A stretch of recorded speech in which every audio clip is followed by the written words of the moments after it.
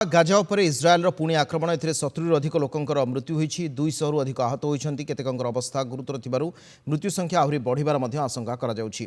गत जनवरी 19 रु आरंभ होइतिबा युद्ध विरति परे एहा होइछि इज्राएलर सबुठु बड़ आक्रमण। गत रात्रि आकाश मार्गरू घन घन क्षेपणास्त्र और बोमा वर्षण करिछि इज्राएल। युद्ध विरति सत्वे और वर्तमान रमजान मास सत्वे इज्राएल आक्रमण करिथिबारु एहाकु नै समग्र विश्व में क्षोभ प्रकाश पाइछि। सेपटे इज्राएल आर्मी पक्षरु सोशल मीडिया रे कहुଯାଇଛି हमास अड्डा उपरे जोरदार आक्रमण करा जायछि। प्रधानमंत्री बेंजामिन नेतान्याहू कहते हमास बंधक रखिथिबा आम नागरिकों छाड़ाकू अमंग हेबा परे आक्रमण करा जायछि। आतंकवादी अड्डा उपरे बोमा वर्षण करा जायछि। युद्धर लक्ष्य पूर्ण करने पर ए जोरदार आक्रमण करा जायथिबा से सोशल मीडिया रे पोस्ट करिसेंति। कहते हमास को मूलपोच करा एपरिकी हमास अस्त्रविरति चुक्ति को उल्लंघन करिथिबार अभियोग करिसेंति इज्राएल प्रधानमंत्री।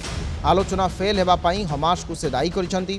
प्रथम पर्याय अस्त्रविरति को वृद्धि करने को इज्राएल चाहुथिबा बेले द्वितीय पर्याय पर ही बंधकों को छाड़िबो बोली कहिथिला हमास। द्वितीय पर्याय अस्त्रविरति मार्च 2 तारिख को हेबार थिला ता आगुरु गाजा उपरे इज्राएल जोरदार आक्रमण करिछि। 2023 अक्टोबर 7 रे इज्राएल उपरे हमास आक्रमण करथिला। एथिरे 1200 लोकंकर मृत्यु होइतिला। 250 रु अधिक लोकों को अपहरण करी बंधक मध्य रखिथिला हमास। इज्राएल प्रति आक्रमण रे 50,000 रु अधिक पालेस्टाइन वासींकर मृत्यु हेलाणी। 1.5 लाख लोक आहत होइतिबा बेले 25 लाख लोक बासहरा होइछन्ति।